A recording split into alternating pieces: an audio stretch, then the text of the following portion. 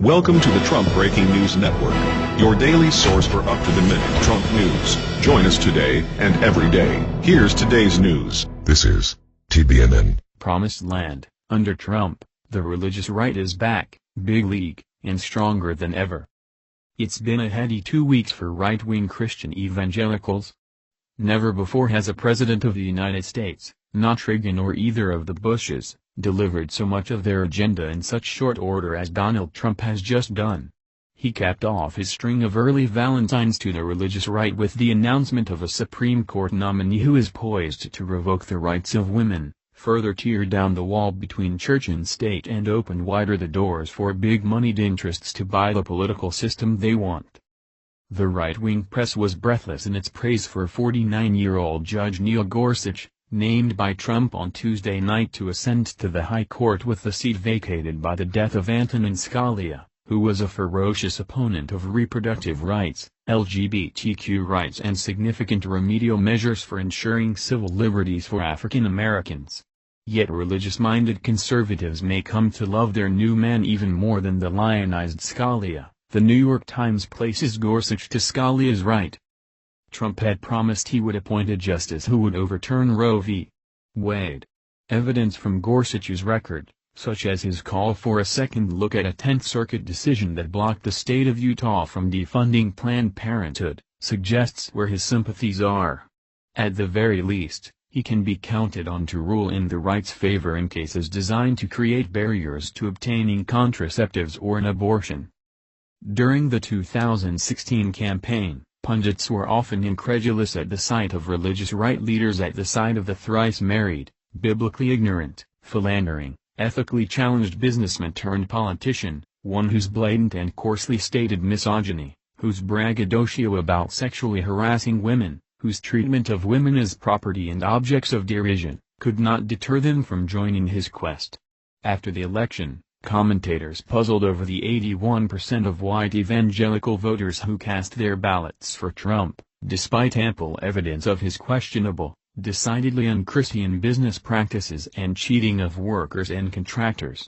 Not even the scandal of his Trump University grift kept them away from him. The attraction is now apparent: power. In fairness, it must be said that in the opening days of his presidency, Trump served up a series of executive orders and memoranda designed to please various constituencies in his coalition. The white nationalists would be getting their wall. The oilmen would get their pipeline. The Islamophobes would get their Muslim ban. The Obama haters would find satisfaction in order to purge affordable health care from the books. But the religious right would get pretty much everything it wanted, all of the above and more. For his opening gambit in the week following his inauguration, Trump not only reinstated restrictions on the kinds of health care global aid groups receiving U.S. funding are permitted to deliver to women around the world, he applied those restrictions to a far greater range of programs and organizations than the Bush version of the regulations known as the Global Gag Rule or Mexico City Policy, impacting 15 times the amount of aid dollars, by one estimate. At issue is aid to any organization that would dare to inform women that abortion is one option for ending a pregnancy. In other words, NGOs that distribute bed nets for malaria, provide childhood vaccines, support early childhood nutrition and brain development, run HIV programs, fight Ebola or Zika and much more, must now certify their compliance with the Global Gag Rule or risk losing U.S. funds, wrote Mark Leon Goldberg at UN Dispatch. In other words, people, mostly women, will likely die because of this rule. With Trump's beefed-up version of the gag rule policy first instituted by Ronald Reagan and its timing as one of his first orders of business, the president displayed his fealty to those among the religious right who turned out the vote for him, teeing up the measure for Vice President Mike Pence to bray about from the stage of the January 23 March for Life rally, an annual exercise by Catholic organizations and schools marking the court's Roe decision. The vice president's address at the rally was the first time one of the two elected leaders of the executive branch ever took that stage.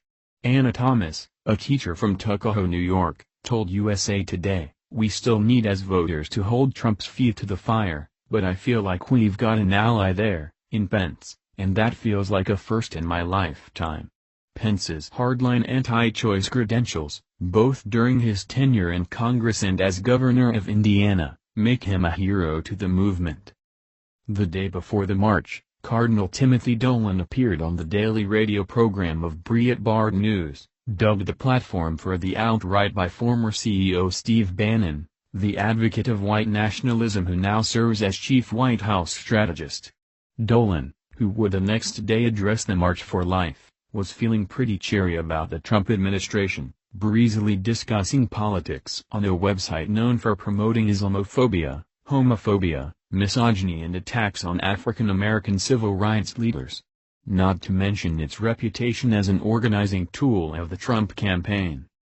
Speaking of the reinstated gag rule to Breitbart editor-in-chief Alex Marlow, Dolan framed it as a boon to Catholic relief services, falsely claiming that the Obama administration had required the aid group to dispense abortifacients.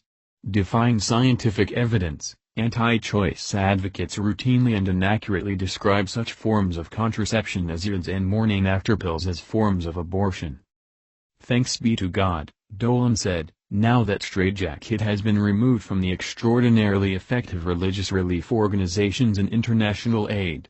So this is looking good, Alex, and we look for even better things to come. We want to keep our eye on the appointment of the Supreme Court Justice. We want to keep our eye on the reform of the Affordable Care Act to make sure that the hideous parts of it that many people, like the bishops of the United States, have pointed to that need to be cleansed. The bishops have long protested the ACA's mandate that employer-based health care plans provide no copay prescription contraception to subscribers, and now are poised to see a new Supreme Court justice who agrees with them. Priority for Christians. In their quest to overturn Roe v. Wade, the Catholic bishops long ago allied with right-wing evangelical and fundamentalist Protestants, to whom Trump reached out to in a White House interview with David Brody of the Christian Broadcasting Network, CBN, on January 25. That's the news. Join us here every day. Be sure to subscribe and click the bell. See you next time. This is TBNN.